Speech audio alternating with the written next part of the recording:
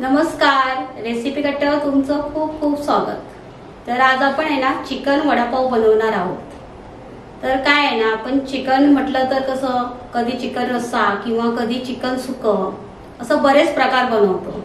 तर आज आपण युनिक असं एक नवीन वडापाव बनवणार आहोत।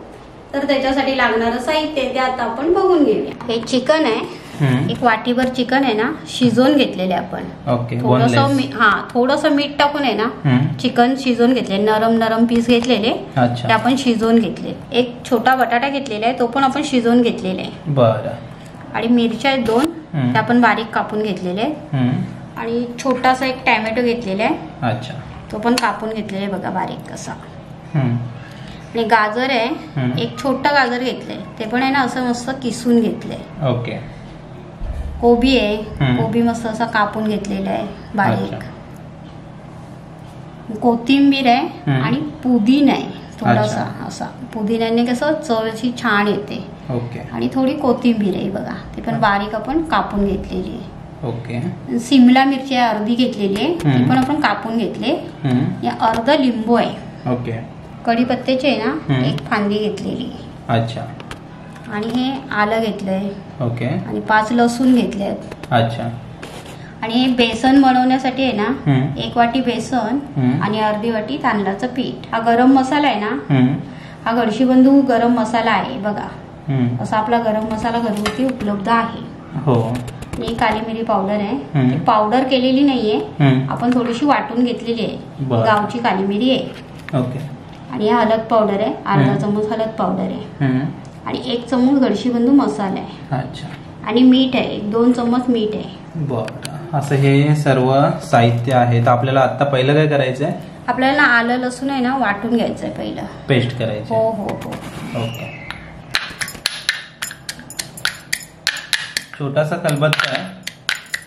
खलबत्ता आहे। जेव्हा थोडंफार एकदम छोटंसं वाटण करायचं असतं तेव्हा आपण या खलबत्त्याचा वापर करतो। हो, आपल्याला लसूण आणि आलं काय आपल्याला जाडसर वाटून घ्यायचंय ना, बारीक नाही करायचं।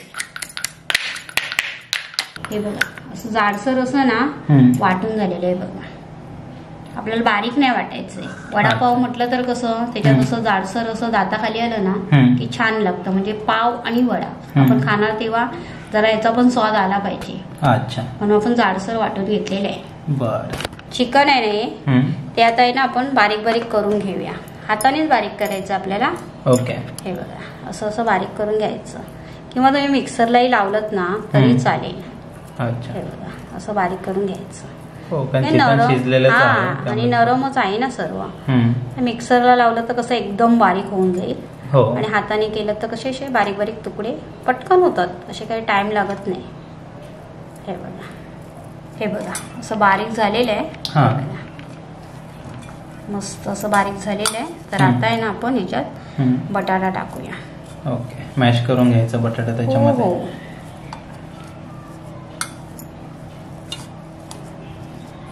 एकदम बटाटा असा आहे ना एकदम बारीक करून घ्यायचा। ओके। आणि व्यवस्थित मिक्स करून घ्यायचं। हे बघा बटाटा आणि चिकन असं एकत्र झालेलं आहे। हो। तर आता आहे ना आपण त्याच्यात मिरची टाकूया। अच्छा। टोमॅटो पण टाकून घेऊया, गाजर टाकूया, कोबी टाकूया, शिमला मिरची। अच्छा। कढीपत्ता आहे ना, कढीपत्त्याची आपण पानं टाकणार आहोत। म्हणजे कशी अशी तोडून तोडून टाकायची, अख्खी टाकली ना तर खायला जमत नाही। अशी तोडून टाकली ना तर खायला अशी म्हणजे वाटत नाही आपण खाल्ली म्हणून। कढीपत्ता कसा औषधी असतो ना, कढीपत्ता खावा। अच्छा। आणि हे आता हे मसाले आहेत ना ते आपण पूर्ण टाकणार आहोत। अच्छा। हे बघा हे आलं लसूणची पेस्ट टाकले। आणि हे जे मीठ आहे ना ते आपल्याला पूर्ण नाही त्याच्यात टाकायचंय, थोडं कमी करायचंय, कारण आपल्याला बेसन करायचंय ना त्याच्यात हे मीठ टाकायचंय बघा। ह्याच्यात थोडं मीठ टाकते आणि थोडी हळद पावडर पण ह्याच्यात टाकते। अच्छा। आणि मग बाकीचं जे साहित्य आहे ना, हे सर्व मसाले आहेत ना ते ह्याच्यात टाकून घेऊया आपण। ओके। मसाले टाकल्यानंतर आहे ना हे लिंबू टाकायचं आपल्याला। लिंबामधल्या बिया काढून घ्यायच्या आणि लिंबू टाकायचं। अर्ध्या लिंबाचा रस भरपूर झाला। अच्छा। आता हे आहे ना सर्व एकजीव करून घ्यायचं। ओके.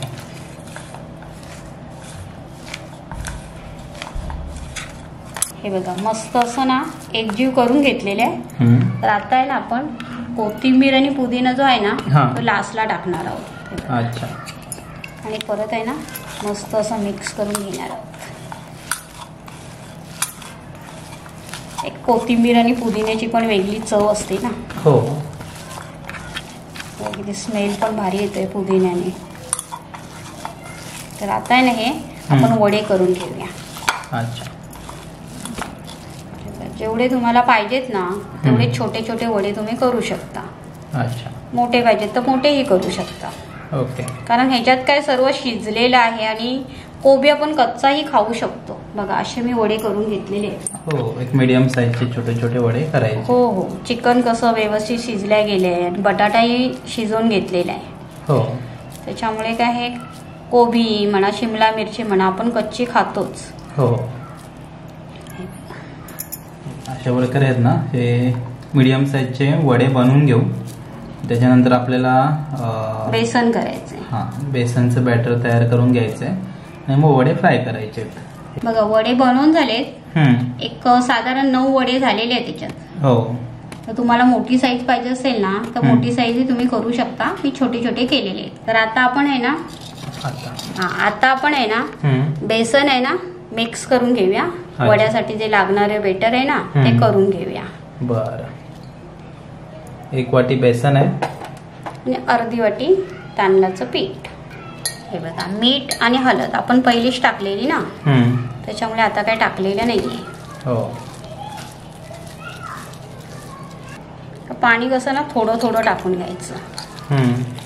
कारण एकदम टाकलं ना तर पातळ होऊ शकतं. तांदळाचं पीठ का आपण वापरायचं कारण तांदळाच्या पिठाने ना कडकपणा येतो आणि कसं एकदम खायला पण छान लागतात. असे खुसखुशीत होतात. अच्छा.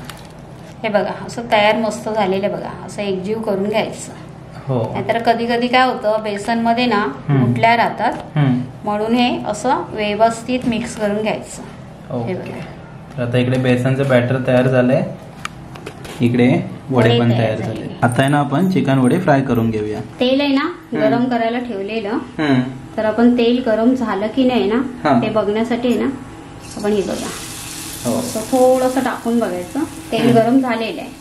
कारण हे कढईला चिकटलं नाही ना म्हणजे समजायचं तेल गरम झालंय. तर आता आपण बाकीचे जे वडे आहेत ना ते आता आपण टाकून घेऊया. आता कसं आहे ना गॅस स्लो करून घेऊ. तेल गरम झालंय आणि आता वडे आपण फ्राय करूया. हे बघा जे बॅटर बनवलं ना त्याच्यामध्ये असे वडे टाकायचे.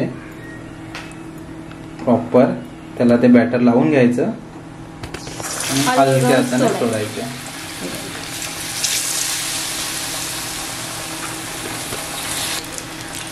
याला शिजायला आहे ना टाइम नाही लागत कारण बेसन आपण जास्त घट्ट ठेवलेलं नाहीये ना.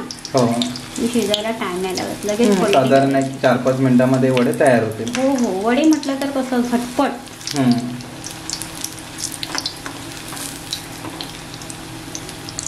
ऍक्च्युली हे वडे आहेत ना तुम्ही असेच ही चटणी सोबत खाऊ शकता. चटणी किंवा सॉस सोबत आणि पावासोबत पण खाऊ शकता. मस्त चिकन वडापाव झटपट एकदम. हो.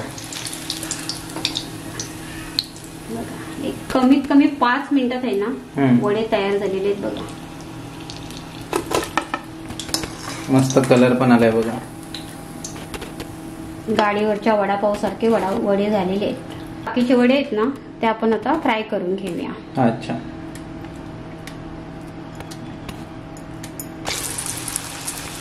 एकदम झटपट असे जे कधी पाहुणे आले किंवा आपणही कधी पाऊस लागतोय तर पटकन वडापाव खायची इच्छा झाली तर आपण करू शकतो. नाश्त्यामध्ये काही गरमागरम पाहिजे असेल ना कधी काहीतरी वेगळं तर या पद्धतीचे वडे तुम्ही घरी बनवू शकताय.